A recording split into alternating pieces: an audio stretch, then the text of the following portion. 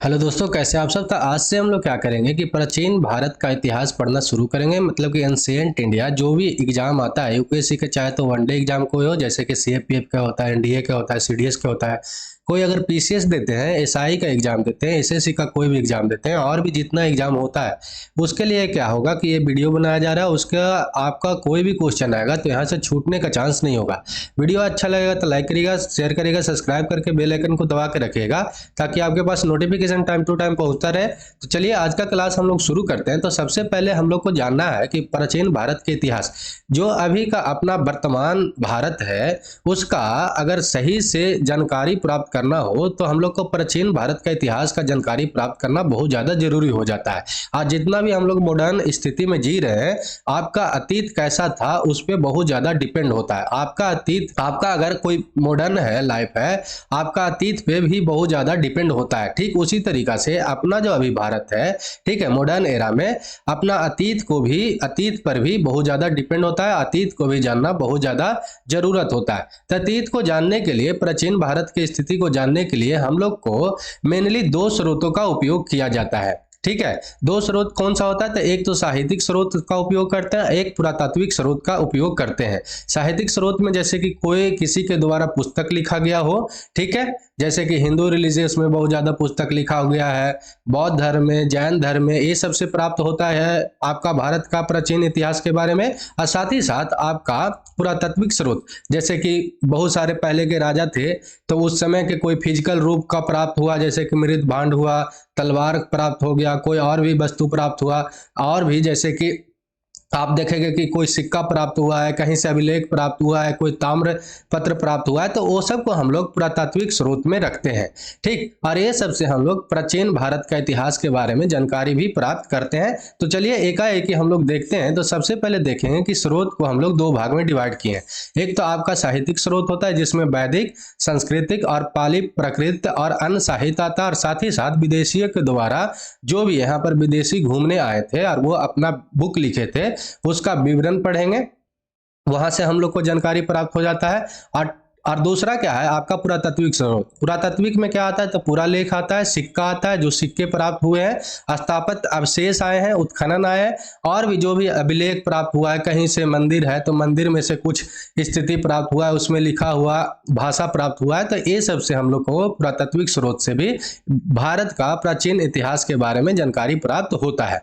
ठीक है, इसमें सबसे पहले साहित्यिक स्रोत में देखते हैं तो जो अपना हिंदू रिलीजियस है उसमें ब्राह्मण साहित्य में देखते हैं तो क्या क्या आ जाता है आपका? ऋग्वेद आता है, सामवेद आता है, यजुर्वेद आता है, अथर्ववेद आता है। ठीक है, ब्राह्मण, आरण्य, उपनिषद, महाभारत, रामायण, पुराण, ये सबसे हम लोग का भारत के, प्राचीन भारत के इतिहास के बारे में पता चलता है। बौद्ध साहित्य भी इसमें बहुत ज्यादा इंपॉर्टेंट है। विनय पिटक, सूत पिटक, अभिधम पिटक, महावंश, दीपवंश, ललित विस्तार, दिव्यावदान, बुद्ध चरित। और बुद्ध चरित किसके द्वारा लिखा हुआ है ये भी याद रखिएगा कि अश्वघोष के द्वारा लिखा हुआ है। ठीक है, और महाविभास जो है वसुमित्र के द्वारा लिखा हुआ है, ये आपको याद रखना। और जातक, जातक जो है बौद्ध धर्म का संपूर्ण जानकारी प्राप्त करवाता है। ठीक है, अगर कोई पूछ ले कि कौन सा ऐसा ग्रंथ है बुद्ध का, बौद्ध धर्म का, जो हम लोग को संपूर्ण जानकारी देता है, तो वो है जातक। ठीक, ये बात आपको याद रखना है। तो ये सब आपको याद रखना है कि कौन कौन सा बौद्ध धर्म से रिलेटेड है। ठीक है, और इससे अपना प्राचीन भारत का भी इतिहास पता चलता है। ठीक, जैन धर्म को देखते हैं तो कल्प सूत्र है, भागवती सूत्र है और आचरण रांग है। ये सब हम लोग को क्या करता है कि भारतीय इतिहास के बारे में जानकारी देता है। ये सब आपको याद रखना है सिर्फ कि भगवती सूत्र किस धर्म से रिलेट करता है, तो आपको जैन धर्म से। ठीक है, कल्प सूत्र तो आपका जैन धर्म से, आचारांग सूत्र तो किससे? जैन धर्म से। जातक किससे है? तो आपका बौद्ध साहित्य से है। ठीक है, महाविवास आपका बौद्ध साहित्य से है। ये सब हमेशा क्वेश्चन बनते रहता है। ठीक, चलिए आगे हम लोग देखते हैं कि ऐतिहासिक साहित्य स्रोत जो है, राजत रंगनी किसके द्वारा लिखा गया? तो कलहन के द्वारा। हमेशा पूछते रहता है कि कौन किसके द्वारा लिखा हुआ है, ये आपको मिलाने वाला आ जाता है। तो यहाँ से आप याद रखिएगा कि राजत रंगनी किसके द्वारा लिखा गया? तो आपको कलहन के द्वारा, पृथ्वीराज रासो चंद्रबाई के द्वारा, हर्ष चरित्र बाण भट्ट के द्वारा, मुद्राक्षर जो है विशाख दत्त के द्वारा, और अर्थशास्त्र, अर्थशास्त्र जो बुक था एक इकोनॉमिक्स का बुक ना होके क्या है कि आपका राजनीतिक शास्त्र का बुक है, जो कौटिल्य, चाणक्य या विष्णुगुप्त तीनों एक ही का नाम है, उनके द्वारा लिखा गया था। और एक कौटिल्य जो है, चाणक्य जो थे कौन थे, तो आप चंद्रगुप्त मौर्य का गुरु थे। ठीक है, यही जो थे नंद वंश के खत्म करवा के मौर्य वंश की स्थापना करवाए थे चंद्रगुप्त के द्वारा। और उस समय नंद वंश का राजा कौन था, तो धनानंद था, ये भी याद रखिएगा। अभिज्ञान शकुंतलम जो था कालिदास के द्वारा लिखा गया था। स्वप्न वासवदत्ता भास के द्वारा लिखा गया था। ठीक है, राजाओं के द्वारा कुछ रचित साहित्य को देखें तो हाल जो सातवाहन वंश के राजा थे उनके द्वारा क्या रचा गया था, तो आपका गाथा सप्तशती। ठीक है, महेंद्र वर्मन के द्वारा पल्लव वंश के एक राजा थे तो मतवी लास प्रहसन लिखा गया था। और हर्षवर्धन के द्वारा क्या लिखा गया था, तो याद रखना है, ये बहुत ज्यादा इंपॉर्टेंट भी हो जाता है हर्षवर्धन यहाँ पे, तो आपको याद रखना है रत्नावली, नागनंद और प्रियदर्शिका। ठीक है, सोमेश्वर जो चालुक्य वंश से रिलेट करते थे वो मानसोल्लास लिखे थे। यहां से आपको इतना याद रखना है। ठीक, यहां से आपका क्वेश्चन हमेशा बनते रहता है ये दोनों जगह से। ठीक है, आगे हम लोग देखते हैं साहित्यिक स्रोत और ग्रंथ और उसके प्रमुख कुछ तत्व। तो कलहन के जो राजनीतिक राजत रंगनी जो है, जो संस्कृत भाषा में लिखा हुआ है, सबसे पहले तो ये याद रखना है कि कौन सी भाषा में, तो संस्कृत भाषा में है। और पहली बार ऐतिहासिक झलक इसी ग्रंथ से हम लोग को मिलता है भारत का, ये भी बात आपको याद रखना है। महावंश और दीपवंश बौद्ध ग्रंथ है, जो दक्षिणी बौद्ध मत को ग्रंथ है, ये भी बात आपको याद रखना है। अगर पूछ ले कि दक्षिणी बौद्ध मत का कौन सा ग्रंथ है, तो आपका महावंश और दीपवंश है। एक नेपाल में रचना हुआ था बौद्ध ग्रंथ का, ये भी आपसे क्वेश्चन पूछा हुआ है, तो कौन सा है, ललित विस्तार जो है बौद्ध ग्रंथ है, इसका रचना कहाँ पे हुआ था, तो नेपाल में हुआ था। पाणिनि के बारे में हम लोग जानते हैं कि पाणिनि एक बहुत अच्छा व्याकरण का रचनाकार थे। ठीक है, सबसे पहले व्याकरण का जो शुद्ध व्याकरण का रचना किए थे वो पाणिनि ही थे। और ये संस्कृत व्याकरण अष्टाध्यायी की रचना किए थे और इसमें मौर्य काल के सामाजिक जीवन का वृत्तांत भी मिलता है। ठीक है, पहले बात याद रखना है कि जो न्यूटन था, जितना भी ये सब आदमी था या पाणिनि था, ये सब जो बुक लिखता था ना, एक समाज के होते हुए लिखता था। ऐसा मत सोचिएगा कि जो प्रिंसिपिया बुक लिखा हुआ है वो सिर्फ मैथमेटिक्स और फिजिक्स का बुक है। वो जो फिजिक्स और मैथमेटिक्स जो भी बुक लिखा है वो पूरा समाज से रिलेट करके बुक लिखा हुआ है। ठीक उसी तरीके से जो संस्कृत का व्याकरण अष्टाध्यायी है वो सामाजिक जीवन का वृत्तांत भी इसमें मिलता है, ये भी बात आपको ध्यान में रखना है। ठीक है, चलिए अगला जो हम लोग देखते हैं कि पतंजलि कौन थे, तो योग दर्शन को देने वाले यहाँ का पिता बोले जाते हैं योग का, ये भी बात आपको याद रखना। और इनके द्वारा एक बुक लिखा गया था, महाभाष्य की रचना की गई थी, जो पाणिनि के अष्टाध्यायी पर ही आधारित था, ये भी बात आपको याद रखना है। ठीक है, ऐतिहासिक महत्व के प्रथम ग्रंथ की रचना हर्ष के दरबारी कवि बाण भट्ट और हर्ष रचित के द्वारा क्या किया गया था, के रूप में किया गया था, हर्ष रचित के रूप में। ठीक है, ये बात आपको याद रखना है, बाण भट्ट के द्वारा। ठीक, अर्थशास्त्र का जो अभी जिक्र कर रहे थे कि अर्थशास्त्र कौन लिखे थे, तो कौटिल्य, चाणक्य भी उनको बोलते हैं और विष्णुगुप्त भी बोलते हैं। ये जो था क्या था, मौर्य कालीन का एक राज्य व्यवस्था को चित्रण करता है, न कि अर्थशास्त्र का, ये बात आपको याद रखना है। ठीक, आगे हम लोग देखते हैं तो बागपति जो कनौज के राजा यशोवर्धन पर आधारित है, वो गौड़वह नामक पुस्तक लिखे थे। ठीक, कौन, तो आपको बागपति। ठीक है, विभिन्न राजाओं के जीवन पर आधारित कुछ अन्य रचनाएं को भी हम लोग देखें तो जैसे कि हेमचंद्र का क्या है, कुमारपाल चरित है। न्यायचंद्र का क्या है, तो हमीर काव्य है। और पद्मगुप्त का क्या है, तो नव शाह सांक चरित है। और बिल्लाह का क्या है, तो भोज प्रबंध है। ठीक, इतना आपको ध्यान देना है। चलिए आगे हम लोग देखते हैं तो तमिल में लिखी राजकीय आपका जीवन चरित्रों में देखें तो क्या है कि नंदी कलम्बकम पल्लव वंश का क्या थे, एक नंदी वर्मन तृतीय थे, उनकी एक प्रशस्ति है। तो कौन सी है प्रशस्ति, तो आपको ध्यान रखना है नंदी कलम्बकम। ठीक है, पल्लव शासक थे, कौन थे, तो नंदी वर्मन तृतीय थे, ये भी बात आपको याद रखना है, जो तमिल वंश से क्या करते थे, रिलेट करते थे। ठीक, आगे हम लोग देखते हैं कि विदेशियों द्वारा क्या है कि विवरण दिया गया है। तो सबसे पहले यूनान के लेखक के बारे में देखते हैं। और ये विदेशियों का जो भी बुक है, इसमें बुक है, वो भारत के इतिहास का बहुत महत्वपूर्ण भाग को भी दर्शाता है, ऐतिहासिक। तो ये बात आपको ध्यान देना है। तो सबसे पहले हेरोडोटस को देखते हैं। तो हेरोडोटस जो था इतिहास का पिता भी कहा जाता है। अगर फादर ऑफ हिस्ट्री पूछे तो कौन है, तो आपको याद रखना है हेरोडोटस है। और इसका एक बुक था कौन सा, तो हिस्टोरिका नामक एक पुस्तक है। ठीक है, ये भी कभी कभी पूछता है कि हिस्टोरिका किसके द्वारा लिखा गया, तो हेरोडोटस के द्वारा। और इतिहास का पिता किसको बोलते हैं, तो हेरोडोटस को ही बोलते हैं। दूसरा हम लोग देखते हैं मेगास्थनीज। तो मेगास्थनीज क्या था, तो सेल्यूकस निकेटर का क्या था, राजदूत था, जो चंद्रगुप्त मौर्य के दरबार में रहा था। और वो यहाँ इसलिए भेजा गया था कि जाइए और वहां के आर्थिक व्यवस्था और प्रशासनिक व्यवस्था के बारे में देखिए। ठीक है, सेल्यूकस के द्वारा ये बोला गया था। अरे आया भी और यहाँ के देखा भी, और इसके देखने के बाद एक पुस्तक लिखा था इंडिका, उसमें प्रशासनिक व्यवस्था मौर्य कालीन के बारे में बहुत अच्छा जानकारी दिया गया है। ठीक, यहां से आपका क्वेश्चन एक बन सकता है कि मेगास्थनीज के द्वारा कौन सा पुस्तक लिखा हुआ है, तो इंडिका है। दूसरा क्वेश्चन बना सकता है कि भारत के प्रशासनिक व्यवस्था के बारे में जानकारी किस पुस्तक से मिलता है, तो इंडिका से मिलता है। ठीक है, तीसरा क्वेश्चन बना सकता है कि चंद्रगुप्त मौर्य के काल में यूनान का एक राजदूत आया था, उसका नाम क्या है, तो मेगास्थनीज है। और पांचवा आपका क्वेश्चन क्या बन सकता है कि सेल्यूकस निकेटर का राजदूत कौन था, तो आपका मेगास्थनीज है। इतना क्वेश्चन आपका बन सकता है यहाँ से, तो ये ध्यान रखना है। ठीक, आगे हम लोग देखते हैं कुछ अज्ञात लेखक। एक अज्ञात लेखक था, अज्ञात यूनानी लेखक ने ईसवी सन की पहली सदी में भारतीय बंदरगाहों, प्रकृति स्थिति इसका भारत का और व्यापार पर अपनी प्रकाश डाला। और उसमें एक पेरिपल्स ऑफ द एरिथ्रीन सी, मतलब कि लाल सागर का विवरण दिया। ठीक है, पेरिपल्स ऑफ द एरिथ्रीन सी को जब हिंदी किया गया तो उसका क्या था, लाल सागर का विवरण। ठीक है, क्या बताया था, तो भारत के बंदरगाहों के बारे में, भारत की कहाँ पर स्थिति है, प्राकृतिक स्थिति कैसा है यहाँ का, और व्यापार के बारे में, कौन कौन सा देश से व्यापार करता है, ये सब के बारे में बताया गया था। ठीक, एक चौथा था आपका ट्रॉमली। ट्रॉमली के द्वारा 150 ईस्वी में भारत के ज्योग्राफी के बारे में बताया गया। भारत के ज्योग्राफी के बारे में, भूगोल कैसा है इसका, और वाणिज्य की जानकारी दिया। ठीक है, और पांचवा एक है स्ट्रैबो। स्ट्रैबो के द्वारा क्या कहा गया कि मेगास्थनीज का जो भी विवरण है वो काल्पनिक माना था। ठीक, एक क्वेश्चन हमेशा बनता है कि मेगास्थनीज के विवरण को कौन काल्पनिक माना था, तो आपको याद रखना है स्ट्रैबो का। ठीक है, ध्यान रखना है।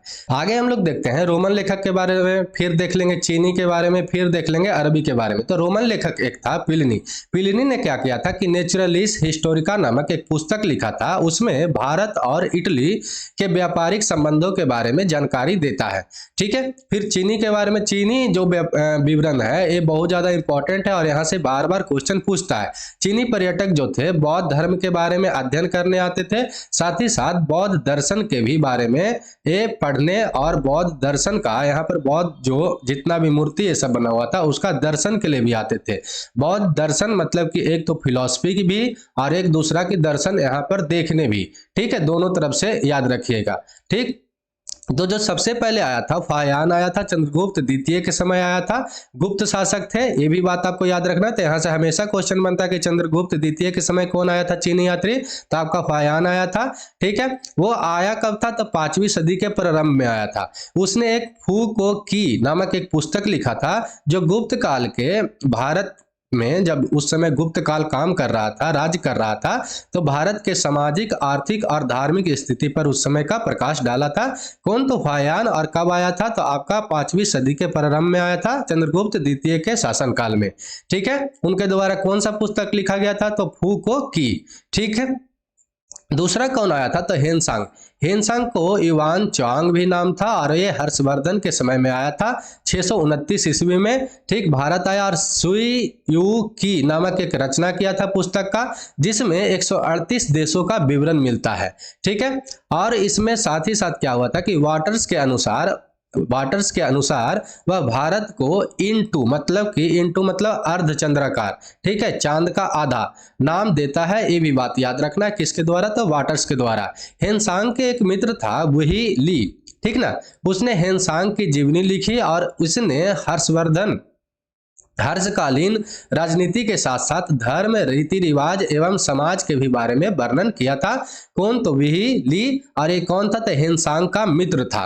ठीक, साथ ही साथ याद क्या रखना है, इत्संग का। इतिसंघ जो था बहुत ज्यादा इंपॉर्टेंट था और इससे हमेशा क्वेश्चन बनते रहता है। ये 7वीं शताब्दी में आया था भारत, और ये नालंदा जो विश्वविद्यालय था और विक्रमशिला विश्वविद्यालय था उसका वर्णन किया है, ये भी बात आपको याद रखना है। ठीक, आगे हम लोग देखते हैं अरबी लेखकों के बारे में। तो अरबी लेखकों में जो इंपॉर्टेंट कौन है, अलबरूनी है और सुलेमान है। तो सुलेमान जो है 9वीं शताब्दी में भारत आया था। पाल वंश और प्रतिहार शासकों के बारे में इसने लिखा है, ये बात आपको याद रखना है। अलबरूनी जो बहुत ज्यादा इंपॉर्टेंट होता है, बहुत बार ये क्वेश्चन भी पूछता था और ये जो है अभी भी पूछता है इससे क्वेश्चन। ये किसके शासनकाल में आया था, तो आपको याद रखना है मोहम्मद गजनवी के शासनकाल में ये आया था। ठीक, और इसने एक बुक लिखा था तहकीक ए हिंद किताब उल हिंद की रचना किया था, जिसमें भारत के निवासियों के दशा के बारे में वर्णन हुआ है। ठीक, इन लेखकों के अतिरिक्त तिब्बती कुछ बौद्ध लेखक थे, तारकनाथ, जो 12वीं शताब्दी में कुछ ग्रंथ का रचना किए थे, जिसमें एक ग्रंथ था कयूर, ठीक है, और दूसरा था तंगूर, से भी भारतीय इतिहास के कुछ जानकारी प्राप्त होता है। तो ये बात आपको याद रखना है इतना। ठीक, आगे हम लोग देखते हैं पुरातात्विक स्रोत के बारे में। अभी हम लोग देख रहे थे साहित्यिक स्रोत के बारे में, तो पुरातात्विक स्रोत में देखते हैं कि पुरातात्विक स्रोत पहले जान लेते हैं कि होता क्या क्या है। तो कुछ अभिलेख होता है, सिक्के, मुहर होते हैं, स्मारक होते हैं, कुछ मूर्तियां होते हैं, चित्रकला होते हैं, जैसे कि कोई भी दीवार पे चित्रकला मिल जाए आपको, भौतिक अवशेष जैसे कि आपको किसी का तलवार मिले, कोई राजा का कुछ आपका और भी हथियार मिले, तो वो सब होता है। मृद भांड होता है। ठीक, आभूषण प्राप्त हो जाए, उस समय के स्त्री और पुरुष किस तरह का आभूषण पहनते थे। और ये जो है इतना जो हम लोग क्या कहते हैं इसको, किसके अंदर आता है, तो ये पुरातात्विक स्रोत के अंदर आता है। सर अलेक्जेंडर कनिंघम, ये बात आपको याद रखना है, बहुत ज्यादा इंपॉर्टेंट है। सर अलेक्जेंडर कनिंघम जो है भारत के पुरातात्विक शास्त्र का पिता कहा जाते हैं, ये बात आपको याद रखना है। भारतीय पुरातत्व शास्त्र का पितामह है, ये भी बात आपको याद रखना है। किनको कहा जाता है, तो सर अलेक्जेंडर कनिंघम का। ठीक, आगे हम लोग देखते हैं तो सिक्के के बारे में। भारत के जो प्राचीन सिक्के होते थे पंचमार्क होते थे।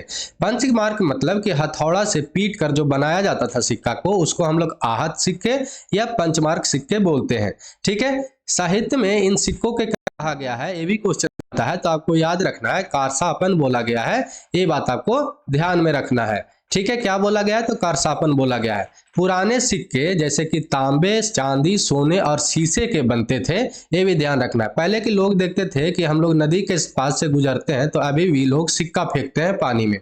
ठीक, पहले सिक्का इसलिए फेंका जाता था क्योंकि तांबा, सोना, चांदी ये सब का बना होता था, और तांबा जो है पानी को प्यूरिफिकेशन करने में बहुत ज्यादा भूमिका निभाता है। अभी भी बोला जाता है कि तांबा के बर्तन में पानी पीना चाहिए तो बहुत ज्यादा फायदेमंद होता है। तो पहले लोग सिक्का फेंकते थे, तांबा का सिक्का होता था तो फेंकते थे, उससे लाभ होता था। अब कोई सिक्का फेंकने से कोई लाभ नहीं है क्योंकि वो आयरन और स्टील का बना हुआ होता है। ठीक है, तो ये बात भी आपको याद रखना चाहिए। ठीक, पर आरंभिक समय में सिक्कों पर तो प्रतीक मिलते थे, ठीक है, जब सिक्का बनना शुरू हुआ था, लेकिन बाद के समय में सिक्कों में राजाओं और देवताओं का नाम और तिथियां उल्लिखित होते हुए मिलना शुरू हो गया। क्यों ऐसा करना शुरू किया वैसा राजा, क्योंकि ये जहां जहां सिक्का जाएगा तो वो क्या होगा कि गुप्त काल का सिक्का आया है, आपका मौर्य वंश का सिक्का आया है, ये सब दर्शाते हुए आएगा, कुषाण वंश का आया है। ठीक, देवता पर नाम इसलिए लिखता था क्योंकि अपना रिलीजियस को भी बढ़ाना चाहता था। ठीक, कोई बौद्ध धर्म का है, कोई जैन धर्म का है, कोई हिंदू धर्म का है, तो ये सब भी करने के लिए। और तिथि इसलिए दिया जाता था कि अगर अभी हम लोग पढ़ें तो वो इतिहास में लिखा हुआ रहे कि इस साल इस ईस्वी का बना हुआ है। ठीक है, सोने में आगे हम लोग देखते हैं सिक्के के बारे में, यहां से भी क्वेश्चन बहुत बनता है कि सोने का एक लिखित सिक्का, ठीक, सर्वप्रथम किसके द्वारा जारी किया गया था, सोना का सिक्का था कुषाण राजाओं के द्वारा। लेकिन सोने का सबसे ज्यादा सिक्का जारी कौन किया था, सबसे अधिक सिक्का, तो गुप्त शासकों ने। ठीक है, साथ ही साथ याद क्या रखना है कि समुद्रगुप्त को सिक्के पे बीना बजाते हुए दिखाया गया है। ठीक, सातवाहन ने शीशे का सिक्का मतलब कि लेड का सिक्के जारी किया है, ये भी बात आपको याद रखना है। कौन लेड का सिक्का जारी किया है, सिक्के शीशे का सिक्का, तो आपको सातवाहन ने। ठीक है, गुप्त काल में स्वर्ण सिक्कों को दिनार कहा जाता था और चांदी के सिक्कों को क्या कहा जाता था, तो रूपक कहा जाता था, ये बात आपको याद रखना है। इसमें सबसे ज्यादा इंपॉर्टेंट तो ये वाला लास्ट वाला पॉइंट है, जो सोने के सिक्का को दिनार और चांदी के सिक्कों को रूपक और सातवाहन कौन सा सिक्का जारी किया था? तो लेड का। और ये बात आपको याद रखना है कि सोने का लिखित सिक्का सर्वप्रथम कौन जारी किया था? तो आपको कुषाण। लेकिन सबसे अधिक कौन किया था? तो आपको गुप्त शासक के द्वारा किया गया था। ठीक है, ये बात आपको ध्यान में रखना है। अगला जो हम लोग को है अभिलेख के बारे में, तो अभिलेख में जैसे कि अभिलेख मोहरों, प्रशस्त स्तंभों, चट्टानों, ताम्रपत्रों पर मिलते हैं तथा मंदिर के दीवारों और ईंटों या मूर्तियों पर भी अभिलेख मिले हैं। ठीक, इसमें आगे हम लोग देखते हैं तो क्या है कि सबसे अधिक अभी जो अभिलेख है कहाँ पे संग्रह किया गया है, संग्रहित किया गया है? तो मैसूर के संग्रहालय में रखा हुआ है। ये क्यों रखा हुआ है? क्योंकि अभी का पीढ़ी देखेगा पहले के बारे में, और जितना भी आगे का पीढ़ी आएगा वो देखेगा अपना प्राचीन इतिहास के बारे में, और यहाँ से जानकारी प्राप्त करेगा कि कैसा अपना पहले भारत था। ठीक है, दूसरा बात इसमें देखते हैं तो मौर्य काल और मौर्य काल के बाद का काल और गुप्त काल के अधिकांश अभिलेख जो है कार्पस इरकिप्सन इंडिकेरम के नामक ग्रंथ में संकलित है। ये बात आपको याद रखना है। ठीक है, आगे हम लोग देखते हैं अभिलेखों की कुछ प्रयुक्त लिपियां, उसमें कौन कौन सी लिपि यूज हुआ है। जैसे कि अभी हम लोग देवनागरी लिपि यूज करते हैं, रोमन लिपि यूज करते हैं, तो पहले जो लिखा हुआ था उसमें कौन कौन सा लिपि यूज हुआ था लिखते समय? तो एक प्राकृत लिपि लिखा गया था जो आरंभिक अभिलेख में प्राकृत भाषा में ही लिखा गया था। ये बात आपको याद रखना है। दूसरा याद रखना है ब्राह्मण लिपि। अशोक के शिलालेख में ब्राह्मण लिपि में भी लिखा गया है। यह लिपि बाएं से दाएं लिखा जाता है, जैसे कि अभी हिंदी लिखते हैं। ठीक है, ये बात आपको याद रखना है। दूसरा क्या है कि खरोष्टी लिपि। तो खरोष्टी लिपि अशोक के कुछ अभिलेख जो है, शिलालेख जो मिला है उसमें खरोष्टी लिपि का भी उपयोग हुआ है, और ये जो है दाएं से बाएं लिखा जाता है, जैसे कि उर्दू लिखा जाता है। ये बात आपको याद रखना है। ठीक है, यूनानी और अरमाइक लिपि ये पाकिस्तान और अफगानिस्तान से प्राप्त हुआ है, और अशोक के शिलालेख में इन लिपियों का भी प्रयोग हुआ है। ठीक, ये बात आपको याद रखना है। तो यहाँ से क्वेश्चन क्या बन सकता है? पहला तो क्वेश्चन ये बनता है कि ब्राह्मणी जो लिपि है वो अशोक के शिलालेख में यूज हुआ था। ठीक है, ये बात तो हमेशा पूछता है। दूसरा क्या पूछता है, अब जो पूछने लगा है कि अशोक के शिलालेख में कौन कौन सा लिपि का उपयोग किया गया है। आपका ऑप्शन दिया हुआ रहेगा प्राकृत लिपि, ब्राह्मणी लिपि, खरोष्टी लिपि, यूनानी और अरमाइक लिपि। तो आपको याद रखना है ब्राह्मण लिपि, खरोष्टी लिपि और यूनान और अरमाइक लिपि। ठीक है, लेकिन आपका अगर क्वेश्चन बन जाए कि प्राकृत लिपि जो है सबसे पहले आरंभिक में कौन सा यूज हुआ था, तो आपको याद रखना प्राकृत लिपि। ठीक, ये बात आपको ध्यान में रखना है। ठीक है, आगे हम लोग देखते हैं तो क्या हुआ था कि 14वीं सदी में फिरोज शाह तुगलक को अशोक के 2 शिलालेख प्राप्त हुआ। कहां से? तो एक मेरठ से जो उत्तर प्रदेश में है, और टोपरा जो हरियाणा में है वहां से मिला था। और उसको क्या किया कि ये दिल्ली लाया, और दिल्ली लाने के बाद 1837 ईस्वी में इस अभिलेख को जेम्स प्रिंस जो था उसके द्वारा इस शिलालेख को पढ़ा गया था जो ब्राह्मणी लिपि में था। ठीक है, तो ये भी आपसे क्वेश्चन पूछ सकता है कि ब्राह्मणी लिपि को सबसे पहले पढ़ने वाला कौन था? तो जेम्स प्रिंसपे था। ये भी बात कब पढ़ा था? तो 1937 ईस्वी में। ठीक, और किसके द्वारा ये मिला था? फिरोज शाह तुगलक को मिला था। कहां से मिला था? तो मेरठ उत्तर प्रदेश और टोपरा हरियाणा से मिला था। किसका शिलालेख था? तो आपको याद रखना है अशोक का। ठीक है, और वो कहाँ लाया गया था? तो दिल्ली में लाया गया था। तो इतना आपको याद रखना है यहाँ से। ठीक, आगे हम लोग देख लेते हैं महत्वपूर्ण अभिलेख एवं अशोक और उनके शासक। कौन शासक थे और कौन सा अभिलेख प्राप्त हुआ है उनका, और कहां से, ये भी देख लेंगे। तो समुद्रगुप्त जो गुप्त वंश का शासक थे, उनका जो प्रयाग प्रशस्ति अभिलेख प्राप्त हुआ है कहां से? तो इलाहाबाद से। ठीक है, जिसको अभी प्रयागराज नाम रख दिया गया है। रुद्रदामन जो शक वंश के शासक थे, जूनागढ़ अभिलेख से जूनागढ़ अभिलेख मिला है। कहां से? तो गुजरात से मिला है। स्कंदगुप्त ये भी गुप्त वंश के शासक थे। भीतरी स्तंभ लेख है जो गाजीपुर से प्राप्त हुआ है। खारवेल जो कलिंग उड़ीसा में पड़ता है, जिसको अशोकजीत भी लिया था। ठीक है, ये हाथी गुफा अभिलेख है यहाँ पे। ठीक, पुलकेशिन द्वितीय जो चालुक्य वंश से रिलेट करता है, ये होल अभिलेख यहाँ से इसका है। ठीक, याद रखना है। राजा भोग जो ग्वालियर प्रशस्ति अभिलेख मिला है इसका। ठीक है, और इसमें मध्य प्रदेश से मिला है, ग्वालियर ऐसे भी मध्य प्रदेश में है। विजयसेन तो देवपाड़ा अभिलेख। ठीक है, हर्षवर्धन जो वर्धन वंश का रिलेट करता है, और ये जो है मधुबन एवं बांसखेड़ा अभिलेख इसका प्राप्त हुआ है। ठीक है, ये बात आपको याद रखना है। यशोवर्मन जो मालवा नरेश थे। ठीक, मंदसौर के प्रशस्ति अभिलेख इसका मिला है। और गौतमी बलश्री जो सातवाहन वंश से रिलेट करते हैं, इसका नासिक अभिलेख मिला है। इसमें इंपॉर्टेंट कौन कौन सा है? तो आपका 1 नंबर जो समुद्रगुप्त वाला है, है, फिर है रुद्रदामन वाला, फिर है आपका स्कंदगुप्त वाला, फिर आपको याद रखना है खारवेल वाला भी बहुत पूछता है, 10वां आपको भी बहुत ज्यादा पूछते रहता है, और 8वां हर्षवर्धन वाला। इतना तो कम से कम आपको याद ही रखना चाहिए। ठीक, ये बात आपको ध्यान रखना है। अगर इसका पीडीएफ चाहिएगा तो आप कर दीजिएगा कमेंट, और इसका डिस्क्रिप्शन में क्या है कि पीडीएफ डाल देंगे। ठीक, आगे ध्यान देना है कि अभिलेख का विशिष्ट कुछ तथ्य, यहाँ से हमेशा क्वेश्चन बनते रहता था। रुद्रदामन का जो जूनागढ़ अभिलेख है वो कहाँ पर है, तो आपका गुजरात में है। संस्कृत भाषा में जारी एक प्रथम अभिलेख है, ये बात आपको याद रखना है। पूछ सकता है कि संस्कृत भाषा में प्रथम जारी अभिलेख कौन सा है, तो आपका रुद्रदामन का जूनागढ़ वाला जो गुजरात से प्राप्त हुआ है वो वाला अभिलेख है।